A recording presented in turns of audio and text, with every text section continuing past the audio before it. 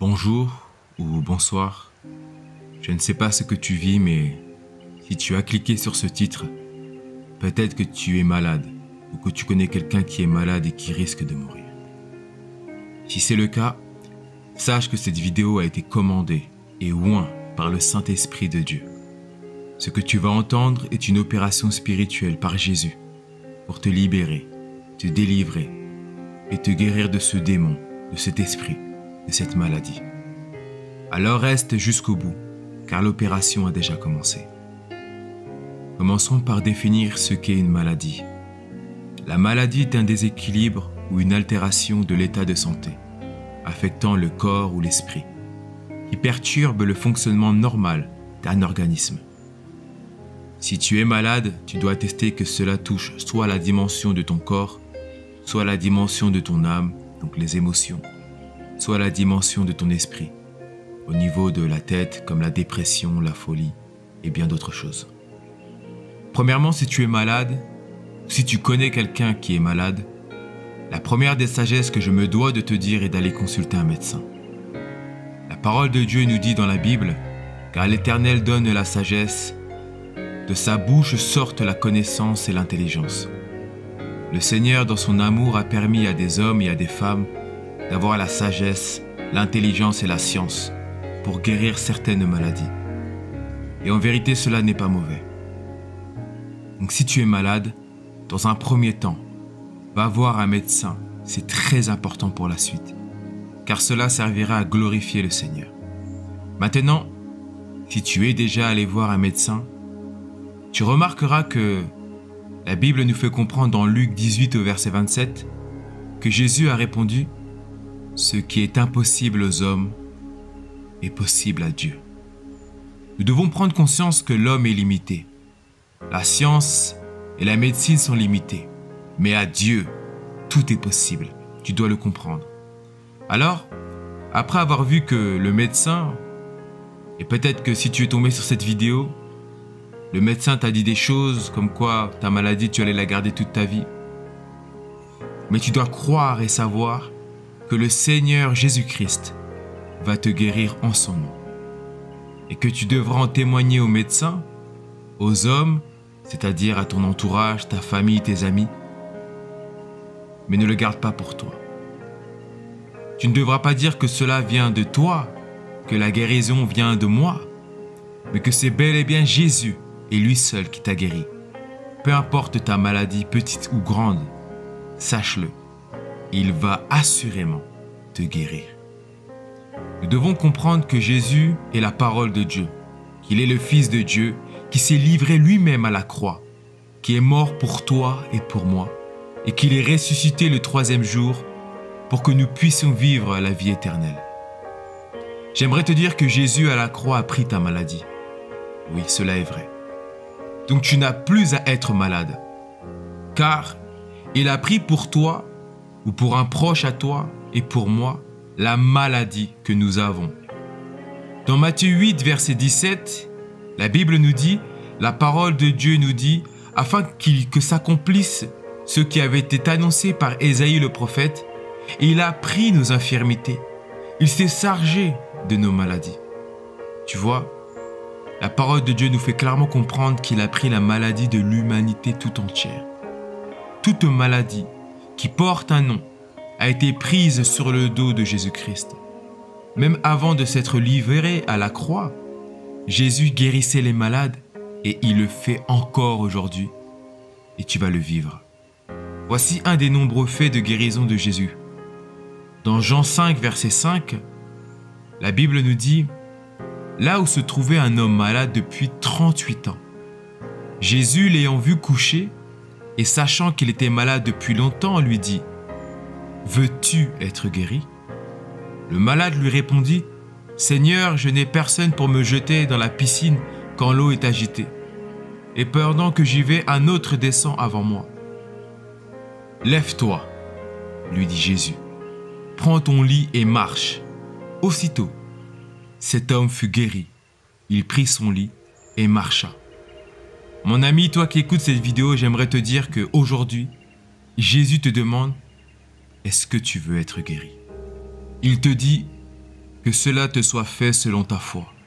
Mais il te dit aussi qu'il a suffisamment d'amour pour te guérir, même si tu ne le crois pas, même si tu ne le sens pas, car c'est sa volonté.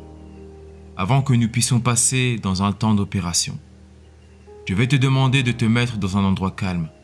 Ça peut être une chambre, des toilettes, ou simplement te disposer.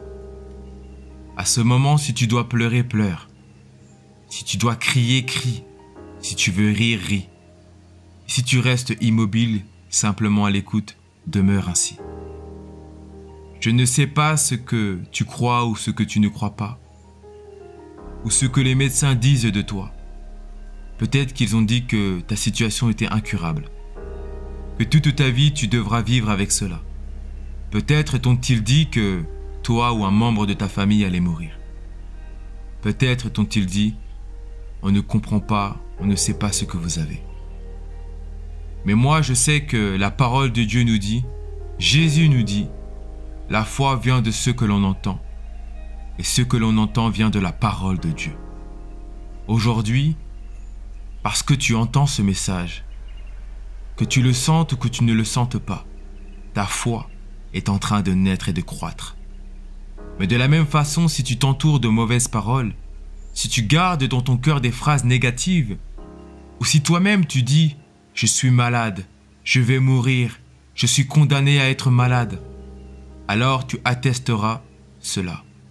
Et tu laisseras le diable, les démons, la maladie prendre le dessus sur toi.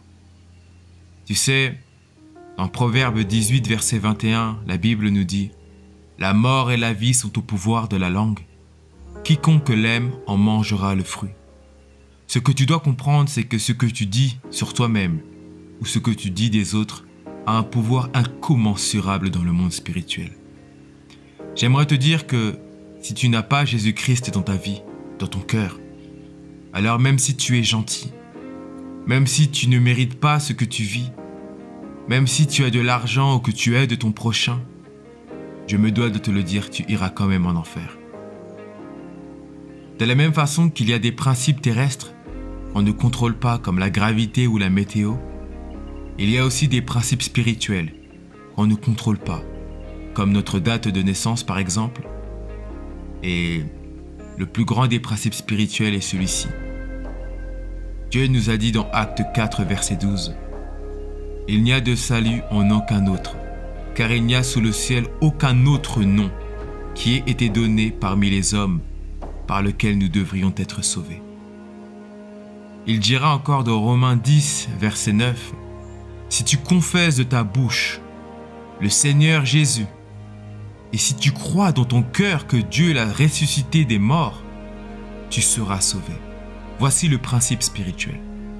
Tu dois comprendre que de la même façon qu'un train arrive, quoi qu'il arrive, à son terminus, notre vie arrivera tôt ou tard à son terminus. À ce terminus, il n'y aura que deux voies. Loin de Dieu, donc l'enfer, qui est la souffrance, la douleur, la torture pour l'éternité. Non pas 10 ans, 100 ans, mais l'éternité. Ou près de Dieu, au paradis, dans son amour, dans sa présence. Au paradis, nous n'aurons pas de corps de chair, mais des corps spirituels, des corps glorifiés. Il n'y aura pas de maladie, pas de souffrance, juste la joie et le bonheur. Crois-le ou non, mais cela est véritable. C'est un principe spirituel. Maintenant, dans le processus de guérison que nous sommes déjà en train d'accomplir par l'action du Saint-Esprit au nom de Jésus, nous allons commencer par l'étape la plus importante, qui est la guérison de ton âme et de ton esprit.